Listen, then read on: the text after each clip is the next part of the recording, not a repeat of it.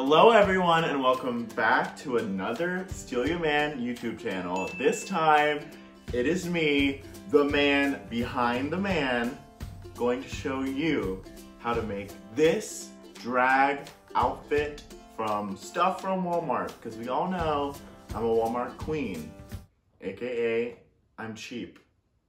Anyways, before we get started, we all know, gotta crack open the Dragon Fruit Red Bull, not sponsored.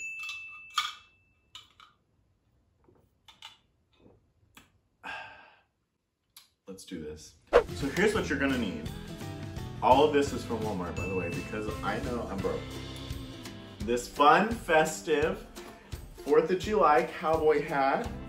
It is $6. I got this sheet of gems to like bedazzle the hell out of it. This was $3.25. And I don't know if it's gonna be enough.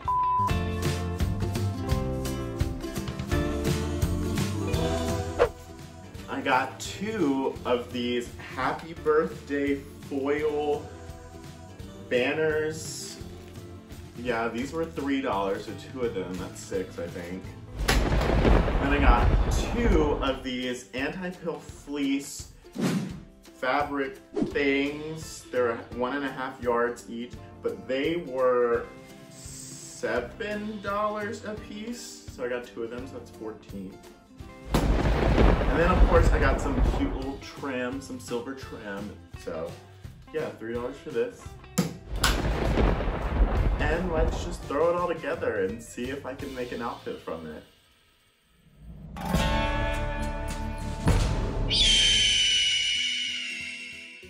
So now I'm just tracing my hand onto some paper, you know, like you used to do to draw the turkeys around Thanksgiving as like a kid. And so then I measured from the base of my fingers, so that's where my fingers meet my palm, all the way down to where I want the gloves to end on my arm. My measurement was around 20 inches, but it may be different for other people depending on their arm length and how long they want their gloves to be.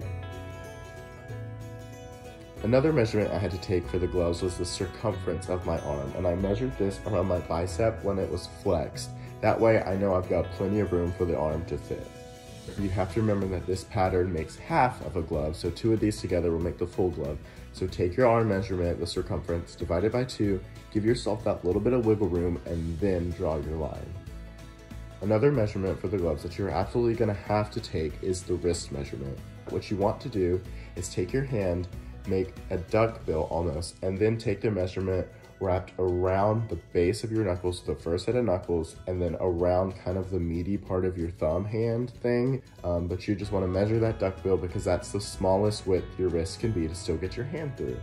So after you do that, remember, like I said, divide it by 2, take that, add a little bit extra, and then draw your lines. So once you have all of these lines, you're going to want to add that 1/2 inch seam allowance everywhere where there's going to be a seam. Stay mindful of the thumb area and make sure you don't add seam allowance and or sew up the gap left for your thumb to go through, because your thumb needs a hole to go into. If not, he's just going to be very sad that he doesn't have a hole. So yeah, don't take his hole away from him.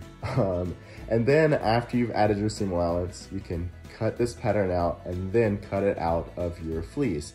And you're gonna need 4 of these because, like I said, 2 makes 1, you've got 2 hands. So now that I have my pattern, I used it to measure how long my fringe pieces needed to be. I wanted them to go from the top edge of the glove all the way to the wrist. So I laid it out, kind of marked where that needed to be, and then I took the letters off the banner. The letters are just stapled on, so they come off relatively easily, but you do want to be careful because this tinsel material can rip really easily and you don't want that. I then sandwiched that piece of fringe between the 2 pieces of fabric and started pinning the outer edge. So the outer edge is going to be your edge without the thumb hole. So you want to make sure that you're pinning the fringe so that it's hidden between the 2 glove pieces, kind of like a fleece fringe sandwich. For the other seam of the gloves, this is the inner seam with the thumb hole. You're going to want to make sure that you pin it in such a way that it keeps the fringe from getting anywhere near where you're going to sew. Because if you end up sewing over a piece of fringe on this seam, the fringe is going to be stuck against your arm, and that's not what you want. You want it to flow and hang like it's supposed to. Now sew it, turn it right side out, and try it on.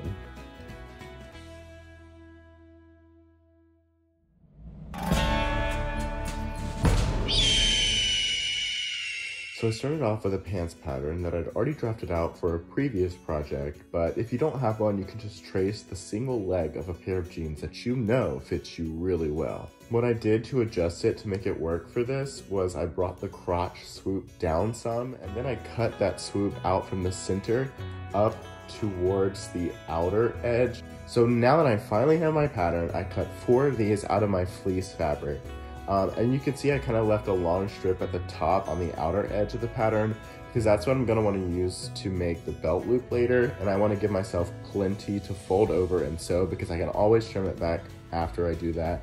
I can't make it longer, so give yourself plenty of room to work with. For the fringe for the chaps, I just gave a good guesstimate for where my waist would fall, and then I cut the fringe long enough to go from the bottom cuff all the way to that waist. It's better to give yourself more here because you can easily trim the fringe down later if it goes past your waist, but it is a lot harder, a lot more steps to add more after you've already sewn it. So go all the way up if you want to. I mean, this fringe is cheap, so. And then the pinning process for the chaps is pretty much the same as it was for the gloves. It's a little bit easier for the chaps because they're wider and the fringe doesn't touch the other edge as much as it does on the gloves. But still just be mindful and careful of that. Now sew it, turn it right side out, and try it on. And of course, since you're trying on the chaps, which are gonna be over your hips and stuff, you have to put on your drag body, at least from the waist down.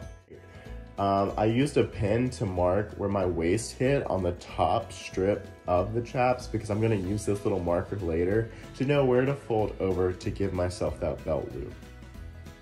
So after I folded it, I sewed it down, making sure that I left enough room between the top of the fold and the stitch line so that the belt could fit through it later. After you have this, you can trim off any excess. Before we cover this belt with matching material, first things first, we have to strut.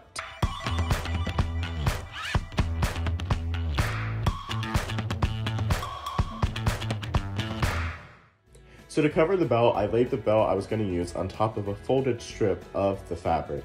And then I marked where I would need to sew to make the belt cover. Make sure you make it long enough to go from the belt buckle to a few inches past the belt hole with the best fit. I didn't make mine long enough, so I ended up having to make a little extension piece. And like I've been saying, it is so much better to give yourself plenty and take away later than have to add on like I did.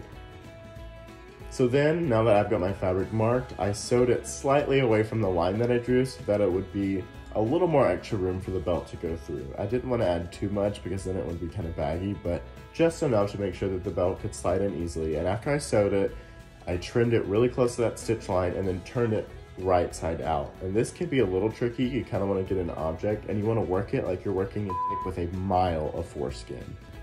And of course I didn't get a video of this because I'm incompetent, but what I did was I took one end of this belt cover and then I glued it with the seam on the inside of the belt, so the part of the belt that fits right against the body. I glued that against the bottom of the belt near the buckle. So after attaching the buckle side, you're going to want to make sure you attach the whole side. So what I did was I glued it down really well on the top of the belt, and then I folded the back to make it fit nice and snug and glued that down there. So I took my X-Acto knife, found where the hole was, and then cut a little hole through the fleece fabric. That way the prong can fit right through and it works just like a regular belt. So I used a piece of wax paper to trace out the opening in the bottom of the hat, and then I cut it out, traced that onto a piece of fabric, making sure that there was plenty of material outside the circle to cover the brim of the hat. If you want to go ahead and cut out 2 here, you're going to need 2 because you're going to cover the bottom and the top of the brim of the hat. So do this twice, that way you'll have it for later. So as you're going to see when I'm gluing things to the hat, I always started from the front inside and worked my way out and back, because the front center is what you're going to see most. So you want to make sure that looks the best because you can always hide stuff in the back. So once I got to the back of the hat, I realized that I had some excess fabric. So what I did was I cut a slit down the back and I glued it in a way to make it look like a seam. So I did this by folding over one end of the fabric slightly and gluing it down, and then I glued that folded edge over the raw edge of the other side.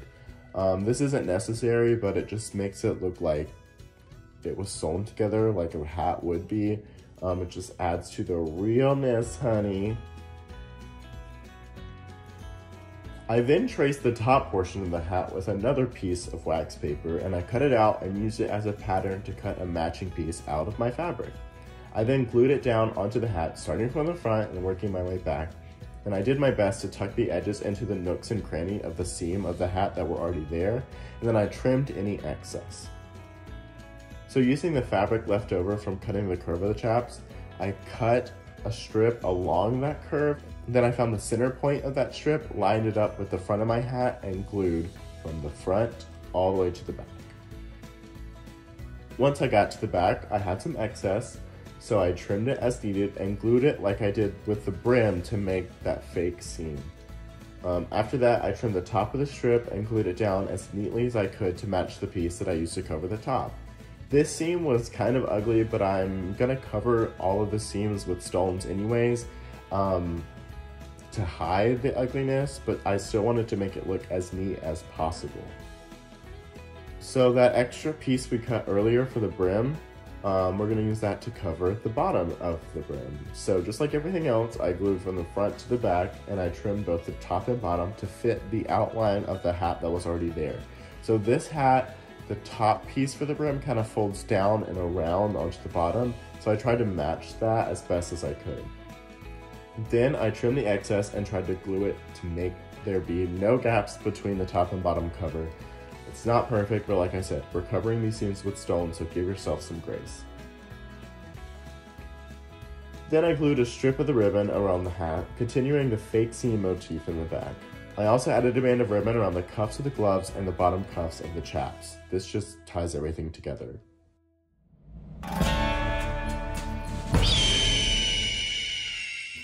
Now all that's left to do is sit down with a few episodes of your favorite podcast and just sit and glue these stones one at a time. This is the longest part, but it's also kind of relaxing. So for the hat, I focused most of the stones primarily around the seams, and then as it kind of faded away from the seams, I faded the stones out. That way it kind of looked like a stone ombre kind of vibe. I did this around the top of the hat and the outside of the brim. So after I tried the hat on, I realized that you could still kind of see some of the red on the inside. So I cut a strip of my fabric and glued it inside the top of the hat. And I did my best to try to make this strip meet up exactly with the edge of the brim fabric. For the gloves, to help add some support to make gluing easier, I cut a strip of cardboard to put into them while I glued. I focused the stones around the top edge of the glove and had them disperse and fade down towards the hand. For the chaps, I focused the stones around the edge of the swoop, the side seam where the fringe was, and the bottom cuffs. So it's kind of hard to explain, but the stones really focused on those areas and kind of faded in the middle. And that's really all there is to it. The only thing to do now is put it on and strut around my yard like the cowgirl I was born to be.